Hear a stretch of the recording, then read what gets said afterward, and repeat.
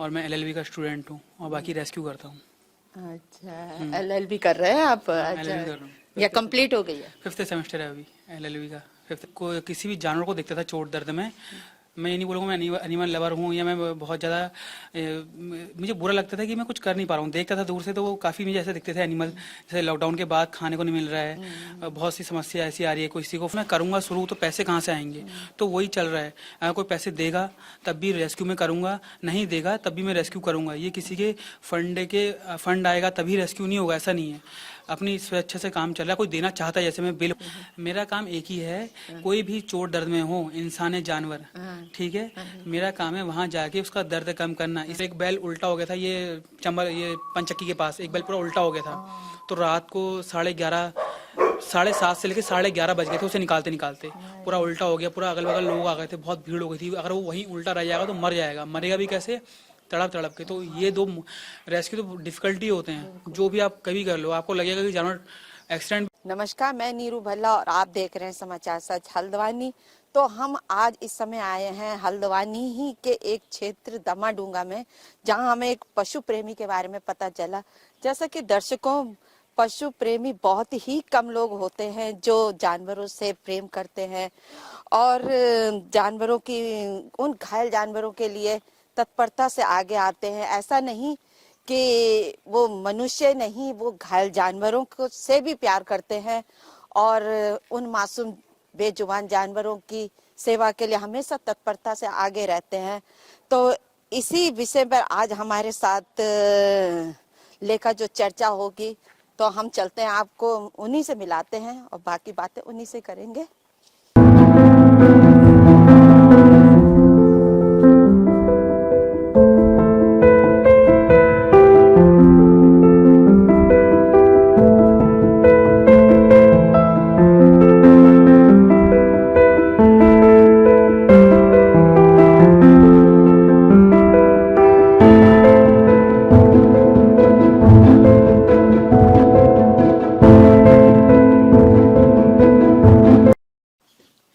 इसी से जुड़े विषय में आज हमारे मेहमान हैं बंटी।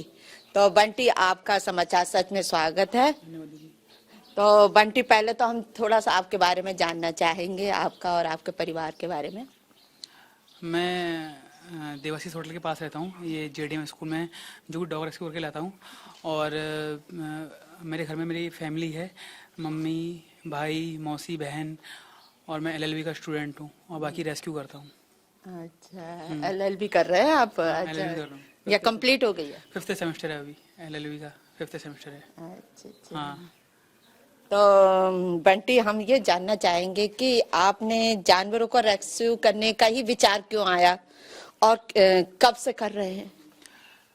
मुझे हो गए 3.5 साल हो गए, 2021 से शुरू करा था मैंने।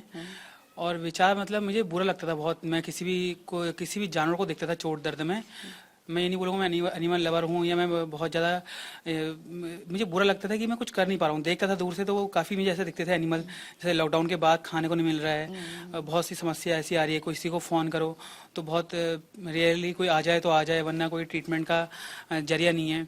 तो इस चक्कर में मैंने कहा अब मैं ही ऐसा कुछ हम करते हैं जिससे हम वो चीज़ करें कि यार जिससे हम खुद ही हेल्प करें, किसी के मैंने सपोर्ट की जरूरत ना पड़े, कोई जब तक आएगा उतनी देर में हम ही ट्रीटमेंट कर देंगे। इस चक्कर में मैंने ये सब रेस्क्यू जो आप देख रहे हो डॉग वॉग सब मैंने स्टार्ट कर दिए थे करने। मैंने कहा नहीं यार अब कोई नहीं, तो मैंने कहा मैं ही शुरू करता हूँ, मैं ही लगता हूँ। मैंने कहा छोड़ो ये सब, किसी का ना किसी का फ़ोन का करना है ना किसी का कुछ करना है। तो इस वजह से आप देख रहे हो काफ़ी डॉग जो मेरे घर में हैं, तो सभी रेस्क्यू करके मैंने खुद ही रख ली अपने घर में, ऐसा मुझे ज़रूरत नहीं पड़ती इतनी किसी की। तो बंटी, जो आप रेस्क्यू करते हो इसमें अच्छा खासा फंड की जरूरत पड़ती है, खर्चा आता ही है। तो आप ये फंड कहाँ से लाते हो और कैसे इंतजाम करते हो? क्योंकि दवाइयाँ वगैरह चाहिए हैं। फंड की मुझे शुरू से ऐसी कोई नीड नहीं पड़ी, मतलब फैमिली सपोर्ट थी ना मेरी, ऊपर से नाने नानी का आशीर्वाद है। तो ऐसा मैं ये नहीं बोलूँगा कि जैसे मैं कोई चीज़ समझा दूँ, मुझे जब मैंने शुरू करा तो मुझे किसी ने बोला नहीं या मुझे ये नहीं लगा कि यार मैं करूँगा शुरू तो पैसे कहाँ से आएंगे, तो वही चल रहा है। अगर कोई पैसे देगा तब भी रेस्क्यू में करूँगा, नहीं देगा तब भी मैं रेस्क्यू करूँगा। ये किसी के फंड आएगा तभी रेस्क्यू नहीं होगा, ऐसा नहीं है। अपनी स्वेच्छा से काम चल रहा है। कोई देना चाहता है, जैसे में बिल होते हैं 5-6 हज़ार रुपये महीने के बिल आते हैं, 8-10 हज़ार रुपये महीने की जैसे दवाई ववाई आती है, तो करना चाहता है। कई लोग करते भी हैं, मैं नहीं बोलूँगा नहीं करते, करते भी हैं कई लोग करते हैं तो कर देते हैं, वरना ऐसा कोई किसी को ही नहीं है कि फंड देना ही है तभी हो पाएगा, ऐसा कुछ नहीं है। जैसे कई लोग रेस्क्यू के लिए डॉग के लिए बोलते हैं, तो ये थोड़ा ना कोई पैसे देगा तभी उसका ट्रीटमेंट होगा, ऐसा नहीं है। दवाई रखी है मेरे पास, वहाँ पहले ट्रीटमेंट होगा, उसके बाद में चीज़ें होंगी सब, पहले ट्रीटमेंट बाकी सब चीज़ें बाद में। फंड का ऐसा कुछ नहीं है। तो इसमें आपकी मदद के लिए लोग आगे आते हैं? हाँ, आगे आते हैं, आगे मदद के लिए हो जाती है हेल्प। जैसे पशु चिकित्सालय में हो जाती है, पशु चिकित्सालय से जो सरकारी हॉस्पिटल है वहाँ पर से काफ़ी डॉक्टर रजनीश पाठक वो हेल्प करते हैं। बाकी फैमिली सपोर्ट करती है मुझे, बहुत ज़्यादा करती है। वरना आप देख लो 17-18 डॉग मेरे घर के अंदर हैं, आप खुद ही देख रहे हो। हाँ, तो ये एक लिमिट क्रॉस है, घर के अंदर कोई नहीं रखता है डॉग। 17-18 भी रोड वाला, किसी का मुँह किसी का ऐसा हो रहा है, तो मुझे मेन सपोर्ट जो है फैमिली का है, उसके बाद बाहर वालों का, क्योंकि फैमिली का सपोर्ट जरूरी होनी चाहिए। बाहर वाला तो करे ना करे उसका कोई इशू नहीं है, घर में होना जरूरी है। कोई घर से मिल रहा है तो और क्या चाहिए, और कुछ ऐसा नहीं है इशू। तो आपने कोई टीम नहीं बना रखी है जो आपका सहयोग करे?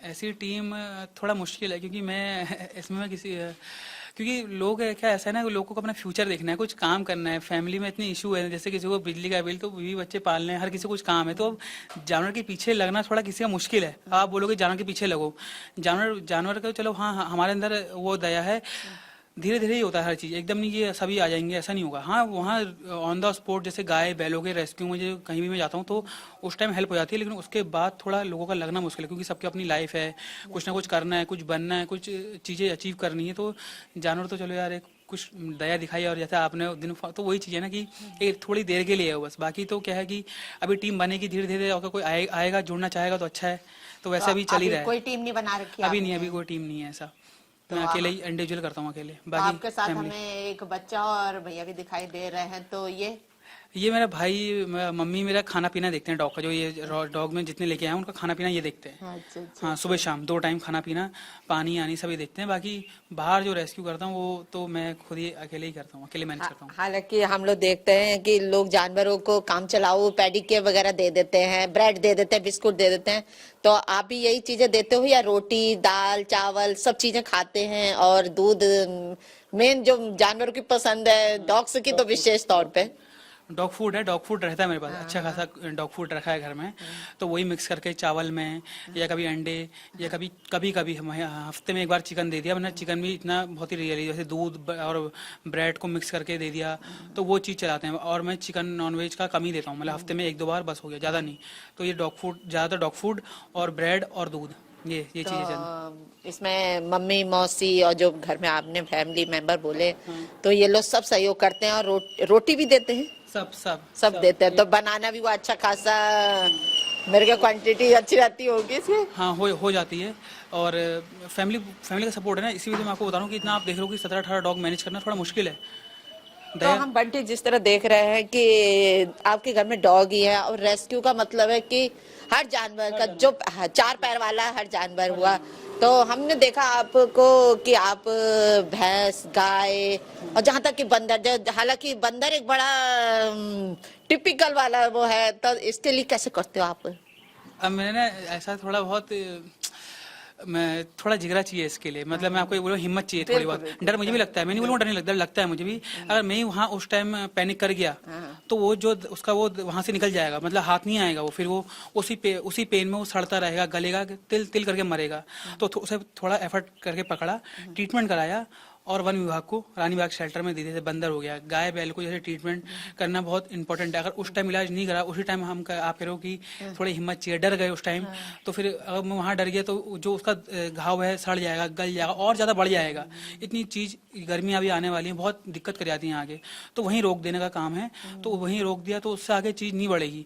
डर हमें भी लगता है, ऐसा तो नहीं बोलूँगा डर नहीं लगता, मैं बहुत निडर हूँ, नहीं है भैया, डर मुझे भी लगता है। तो वही चीज़ है कि उस टाइम का थोड़ा मैनेज करना पड़ता है, सब हो जाता है बस थोड़ा बहुत। जैसे कि आप बोल रहे हो कि अब ये तो छोटे जानवर है, हालांकि इनसे भी डर लगता है, इनका भी रेबीज की प्रॉब्लम हो सकती है, तो अब बड़े जानवर हुए तो उनसे तो और ज्यादा थोड़ा खतरा ज्यादा रहता है, तो उनको कैसे मैनेज करते हो?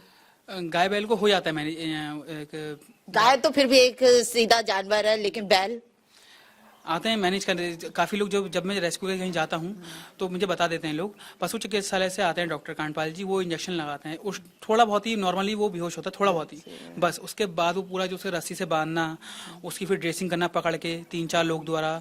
और कई बार क्या होता है, बीच में एक बैल का पैर का इशू था तो उसको भी इंजेक्शन नहीं लगाया था, तो उसको वैसे ही पकड़ा रस्सी डाल के। मैं आपको बता रहा हूँ थोड़ी हिम्मत चाहिए इसमें, थोड़ी सी, ज़्यादा नहीं। बाकी आसपास के लोग हेल्प के लिए भी आ जाते हैं थोड़ा बहुत, तो इसमें हो जाता है मैनेज, ऐसे कोई इशू नहीं है। करना पड़ता है थोड़ा बहुत तो करना ही पड़ता है, इतना तो। अब वो बेजुबान है, दर्द में बोल नहीं सकता है, उसे पता है, उसे नहीं पता हम इलाज करने आ रहे हैं, क्या करने आ रहे हैं, लेकिन ये सब चीज़ें तो रहती हैं दिमाग में, मैनेज करनी पड़ती हैं। तो बंटी, तो इसके लिए आपके अब अच्छे खासे, क्योंकि घायल होते हैं ज्यादातर, बहुत ही घायल अवस्था में आते हैं आपके पास जब जरूरत होती है, तो उसके लिए डॉक्टर्स आपके, अब हमारे हल्द्वानी में अच्छे खासे अब तो डॉक्टर्स हो गए हैं जानवरों के भी, और दवाइयों को कैसे मैनेज करते हो आप? मेरे बाइक में मैं लेके चलता हूँ सब सामान, अच्छा, सारी दवाइयाँ, ये तो इंजेक्शन, आप इमरजेंसी दे देते हो ना? ट्रीटमेंट। हाँ, हाँ, वो आपकी हालांकि मेन, आपको पता है कि घायल कैसे हुए हैं, घाव बन गए हैं। हाँ वो सर, मेन आज के डेट में से कोई भी एक्सीडेंटल केस है तो मेन है इंजेक्शन, दवाइयाँ, जो आप हर किसी के पास नहीं मिलेगी। तो हाँ इमिडिएटली आप जो दर्द का हाँ, मेन होता दर्द है। इंजेक्शन हो गया, जैसे कि कीड़े पड़े सड़ रहा है उसके लिए इंजेक्शन आते हैं, हर चीज़ का एक प्रोसेस है। तो वो इंजेक्शन मेरे पास रखे हैं सारे, डॉग पकड़ने वाला और बंदर पकड़ने वाला जो आप कह रहे हो, वो सब मेरे पास रखा है। तो मैं अपने बैग में, अपने बाइक में सब मैनेज करके चलता हूँ। जब भी मैं बाहर निकलता हूँ सुबह सुबह, जैसे 9-9:30 बजे, अच्छा। या कई बार 7 बजे निकल जाता हूँ, सुबह सुबह कॉल आ गया, एक्सीडेंट हो गया, तो मेरा हेडेक है, आपने जानवर को बताया, आपका हेडेक खत्म, आपने दया दिखाई, वहां से फिर मेरा हेडेक शुरू, मुझे कैसे उसको वहां से उठाना है, इसका कैसे मुंह मारना है, फिर उसको लेके इलाज कराना है, फिर क्या करना है, तो वो सब मेरा हेडेक है। तो वो सब हो जाता है मैंने। जैसे कई बार क्या होता है, डॉग का एक्सीडेंट हुआ था कटघरिया पे, तो उसको लाके उसको कैसे कहाँ ले जाके इलाज कराना है, खून कंटिन्यू आ रहा है तो उसको रोकना है कैसे, इंजेक्शन कौन सा लगेगा, वो सब करके अपने घर लाके यहाँ रखना है। तो वो सब मैनेज करना मेरे ऊपर है सब, वो सब मतलब इंसानों के अलावा भी फर्स्ट एड बॉक्स मतलब जानवरों के लिए भी लेके चलना पड़ता है। नेसेसरी है। मुझे 2 साल हो गए ये करते हुए, अगर मैं ऐसा नहीं करूंगा तो मैं किसी और को तो नहीं, अपने आप को ही चीट करूंगा, क्योंकि मुझे पता है ना कौन सी इंजेक्शन कब लगाना है, क्या करना है, क्यों नीड है। अगर वो लेके मैं नहीं चलूंगा तो मेरा रेस्क्यू करने का कोई फायदा नहीं है।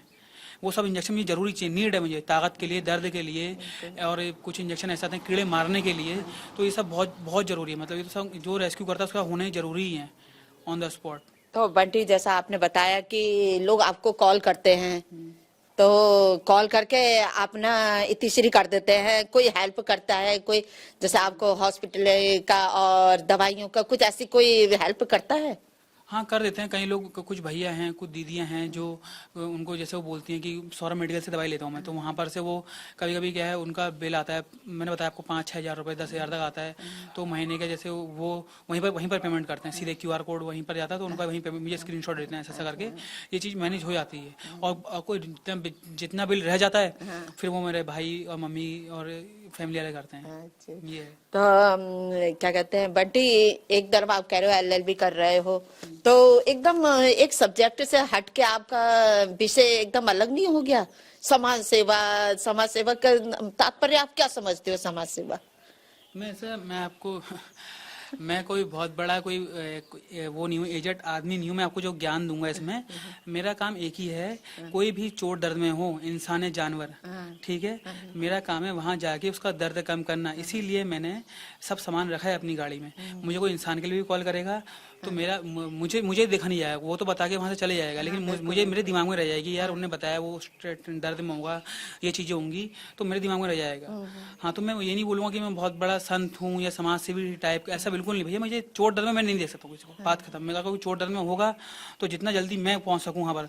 कई बार क्या, मैं रेस्क्यू कर रहा हूँ एक जगह, जैसे आपने मुझे फोन करा 7:30-8 बजे, मुझे फोन करा कि बंटी वहाँ कुसुमखेड़ा में एक गाय का एक्सीडेंट हो गया है, जबकि मैं यहाँ रेस्क्यू कर रहा हूँ एक बैल का, JDM स्कूल या दमड़ुआ के आसपास, तो मैं एकदम ही नहीं आ पाऊंगा, मुझे टाइम लगेगा, मैं आऊंगा, मुझे आधा घंटा या 1 घंटा आपको देना पड़ेगा। जैसे कई बार कॉल करते हैं आप जल्दी आ जाओ, तो एकदम ही पॉसिबल नहीं है, मुझे थोड़ा टाइम। तो बंटी, अच्छे कार्य के लिए तो सब अच्छे कार्य करते हैं, तो हमने सुना है कि आपको भी उत्तराखंड सरकार ने पुरस्कृत किया हुआ है जानवरों की सेवा के लिए।